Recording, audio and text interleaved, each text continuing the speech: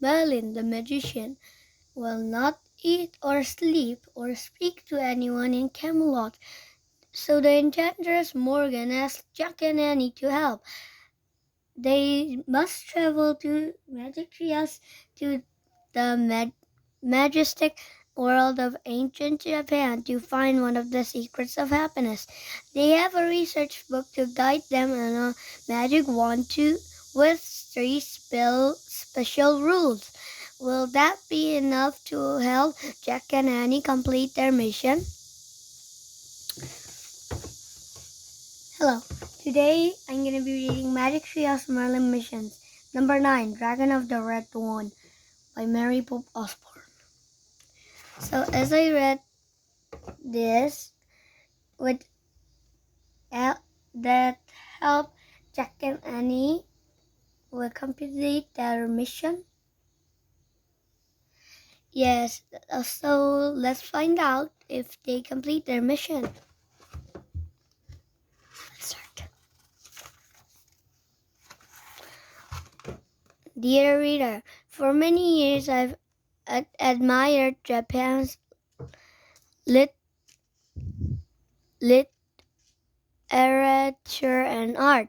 I collect books of Japanese poetry, and I also collected books of old Japanese prints that show people going about their everyday lives.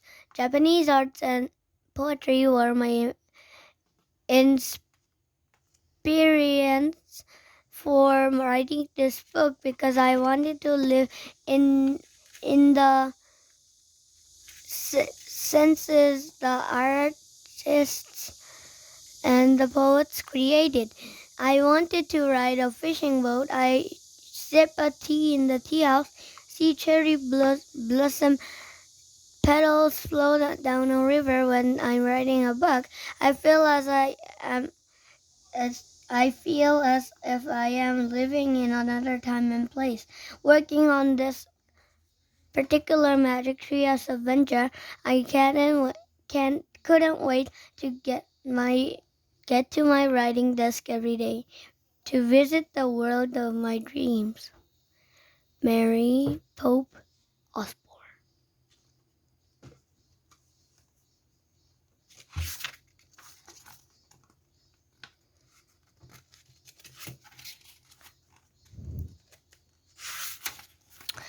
Chapter 1. For Merlin's sake. Tap, tap, tap. Jack was dreaming that a white bird was picking out at his window. Tap, tap, tap. A red bird appeared and pecked with the white bird. Tap, tap. Jake! Jack! Wake up! Said Annie. Jack opened his eyes. They're here! Who? The birds? Said Jack. No! Teddy and Kathleen! Annie rushed to the window and waved outside. They're tossing pebbles at our windows. Teddy and Kathleen Jack jumped out of bed and joined Annie at the window. The two young enchantresses of Camelot were standing in Jack and Annie's front yard. They were dressed in long, dark cloaks. They smiled and waved up at Jack and Annie. Merlin must have sent them, said Jack. Teddy made a walking motion with his fingers and pointed toward the Frog Creek woods. Annie nodded eagerly. They want us to meet them at the treehouse, he said to Jack. Hurry and get dressed before Mom and Dad wake up. Annie started out of Jack's room. When she got to the door, she turned. Oh, and don't forget to bring the wand of the antlers. Jack threw on his clothes. He grabbed his backpack and peeked inside. The wand was there. Jack put his pack on his back. Then he slipped quietly downstairs and out the door. Annie was standing on the front porch. Let's go, she said. Jack and Annie ran across the yard and dashed up the sidewalk. I wonder why they came for us, said Jack. I wonder where we're going, said Jack. I wonder everything, said Annie. Jack and Annie crossed the street and hurried into the Frog Creek woods. The early March trees looked weary from winter. gray and brown with no leaves on them yet. "Look," said Annie out of breath. "They're waiting for us." Jack looked up. Annie and Teddy and Kathleen were waving from the window of the magic treehouse. Jack grabbed a rope ladder and started up. Annie followed. When Jack and Annie climbed into the treehouse, they threw their arms around Teddy and Kathleen. "We're so glad to see you," cried Annie. "And we're happy to see you also," said Kathleen. The sea girl's lovely water blue eyes sparkled. "Indeed," said Teddy. "It has been too long." "What's our mission this time?" asked Jack. "Where's Merlin sending us?" Teddy glanced at Kathleen. "I fear Merlin does not even know we're here," said Teddy. "We have come at not his bidding, but for his sake." "What does that mean?" said Jack. "Merlin is not well," said Kathleen. "He complains that he is getting old and feeble, and his life is full of sorrows. He does not eat or sleep." "Oh no," said Annie. "All of Camelot wishes to help him," said Teddy, "but no one knows quite how." "What can we do to help?" asked Jack.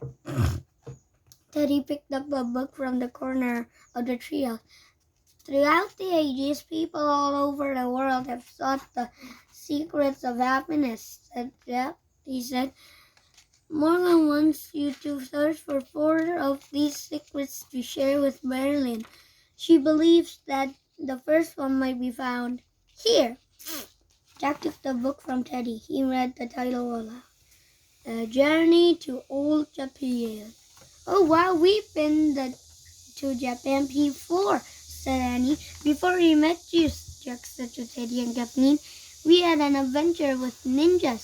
"Yes, Morgan told us," said Teddy, "but she said that on that journey you visited the countryside. This time you must travel to the capital city."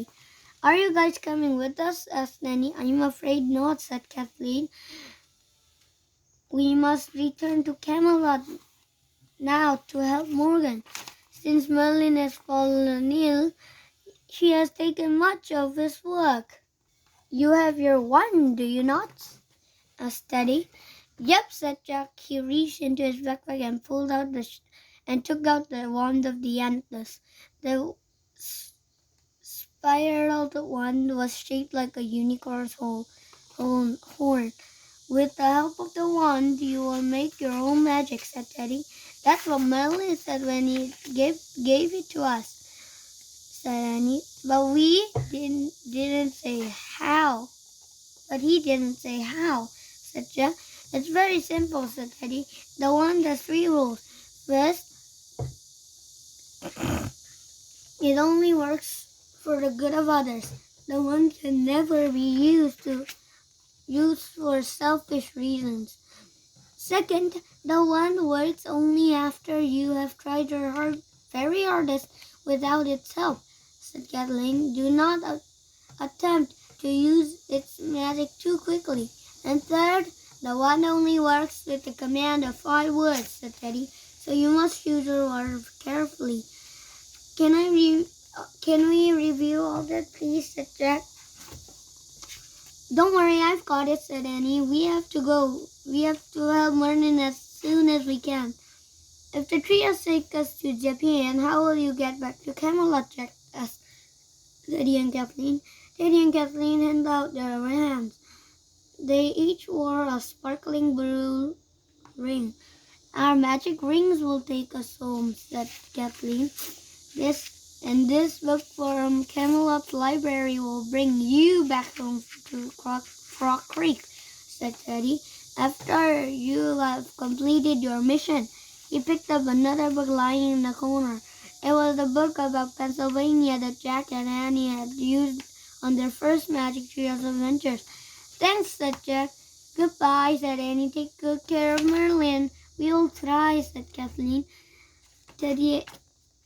She and Teddy raised their magic rings to their lips. They whispered words too softly for Jack and Annie to hear. then blew on their wings. As they blew, the young sorcerers began to fade into the cool morning air. In a moment they had disappeared completely. Silence filled the treehouse. Annie turned to Jack. Ready? She said. Jack nodded. He pointed to the cover of the Japan book. I wish we could go there, he said. The treehouse started to spin. It spun faster and faster. And everything was still. Absolutely still. That's the end of the chapter 1 of Magic Treehouse Merlin Missions Guardian of the Red Dawn by Mary Poppins. Bye bye.